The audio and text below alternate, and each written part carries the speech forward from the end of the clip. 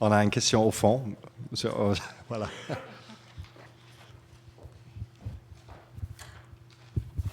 Plus qu'une question, je voudrais simplement faire une remarque pour mettre en lien avec le sujet précédent.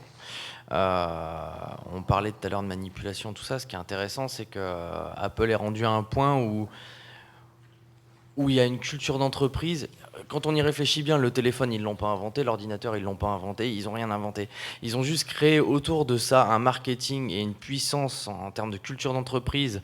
Et ils ont défendu des valeurs qui parlent à tellement de gens qu'aujourd'hui, c'est une des entreprises, bah oui, c'est la première à 700 milliards, mais parce que derrière, la manipulation qu'on évoquait tout à l'heure, elle était présente, mais pour défendre une cause qui n'était pas mauvaise en soi. Alors oui, on va tous acheter l'iPhone 7, hein. On est beaucoup, si c'est pas fait, moi, ça devrait pas tarder. Non, peut-être pas. Si c'est pas l'iPhone 7, Samsung est pas mieux, mais enfin aujourd'hui, voilà, c'est pour dire... ils ont créé quand même quelque chose autour que je trouve formidable et la qualité de la Est-ce que présentation. vous retenez des choses dans ces 10 points-là? Est-ce qu'il y a un ou deux choses où vous vous dites que je pourrais m'en servir? Ah bah, un principe tout simple. Il y a deux choses dans une entreprise. Ou vous le faites, ou vous le vendez. C'est dit comme ça, c'est simple comme bonjour. Pourtant, tout ce qu'on voit depuis ce matin, finalement, dans toutes les présentations, ce sont des choses qu'ils ont certainement utilisées. Mais la synthèse fait qu'ils retiennent deux choses. Ou vous fabriquez, ou vous vendez. Pour moi, c'est un des concepts forts, parce que quand on est capable de simplifier, et c'est ce que c'est faire Apple, en fait, c'est simplifier. Simplifier. Et je pense que pour tous, enfin, je sais pas, je n'ai pas la prétention de parler pour tout le monde d'ici, mais je pense que le discours, on a tous rigolé, et je crois que c'est la seule présentation où j'ai entendu des fous rires, parce que justement, ils ont créé, même dans leur communication, ils ont su créer une simplicité qui parle à tout le monde. Est-ce qu'il y a d'autres personnes qui souhaiteraient ajouter quelque chose? Je m'intéresse beaucoup à tout ce qu'a pu faire Steve Jobs. Il y a une chose qui m'a particulièrement marquée. Il disait qu'il ne vendait pas des gigas ou des RAM, mais de l'émotion. Et je trouve que ça résume bien ce qu'on vient de voir quelque part. Voilà.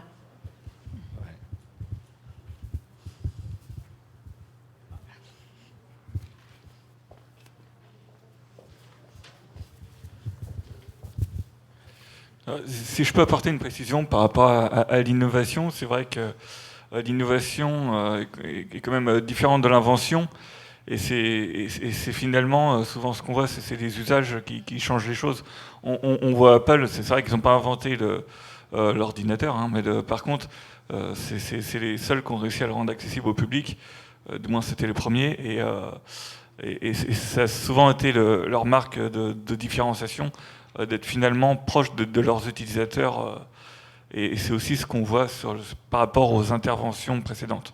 Une bonne connaissance des consommateurs. C'est vrai. Est-ce que Myriam, tu as des remarques qui sont venues de la file Twitter? Est-ce que Myriam, Ah, on a encore un retour.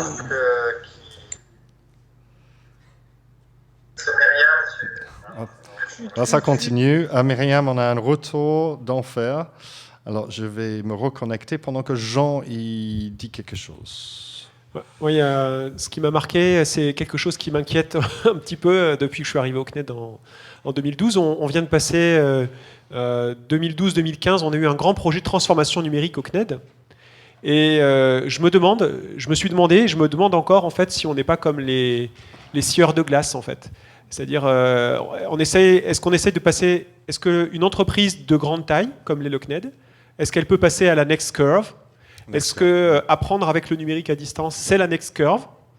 Alors, on a fait une transformation énorme, et donc aujourd'hui, on a parmi nos 200, presque 50 000 apprenants, on a une grande partie qui apprennent en ligne, donc on a réussi une partie de cette transformation. Mais quand on est une grande entreprise et qu'on veut tenter de passer sur la next curve, et aujourd'hui, il y a énormément d'entreprises qui parlent de transformation numérique ou transformation digitale, est-ce que ce qu'est en train de nous dire Guy Kawasaki, c'est pas ça sert à rien ce que vous faites, vous n'y arriverez pas? Et donc voilà, je me pose la question. Est-ce que ça peut marcher en fait? Ouais. Myriam, je retente.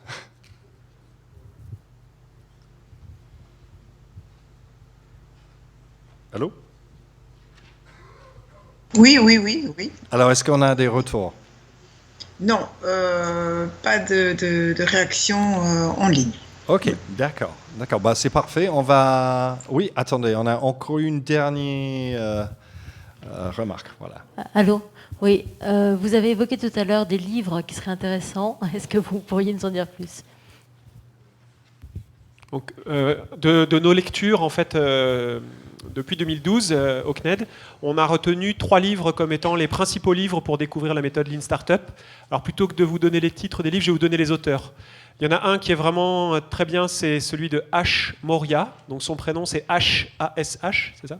Et Maurya, c'est écrit M-A-U-R-Y-A. Et Christelle, on a un exemplaire là-bas, il s'appelle Running Lean, donc courir lean, de H. Maurya. Donc celui-là est vraiment très bien parce qu'il est assez lean, il est assez voilà, court, on le comprend facilement.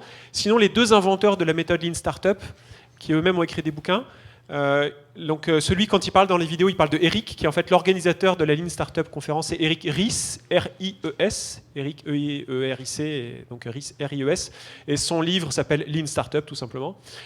Et l'autre, qui a beaucoup plus développé l'aspect découverte clientèle, les techniques qu'on utilise sur Facebook, le Get Out of the Building, c'est Steve Blank, B-L-A-N-K, Steve Blank, B-L-A-N-K, qui a un excellent blog, steveblank.com, dans lequel vous pouvez reprendre tous ces posts sur la méthode Lean Startup depuis 2011-2010, et vous allez vraiment avoir énormément d'éléments. Et il a produit un bouquin de référence qu'il ne faut pas lire comme un bouquin de découverte, mais plutôt comme une bible de référence pour retrouver toutes les méthodes. Et son bouquin s'appelle, la version française, on l'a, mais je ne sais plus comment ça s'appelle. Le manuel du créateur de start-up. Voilà. Et il a aussi un MOOC, alors je ne sais plus sur quelle plateforme, sur Coursera. Voilà. Si vous cherchez Steve Blank dans les MOOC, il y a un MOOC qui explique la méthode aussi, qui est très bien. Juste pour... Sur Coursera, je crois que c'est... non, ou Udacity peut-être. Je ne sais plus lequel des deux, mais vous cherchez MOOC Steve Blank et vous allez tomber dessus.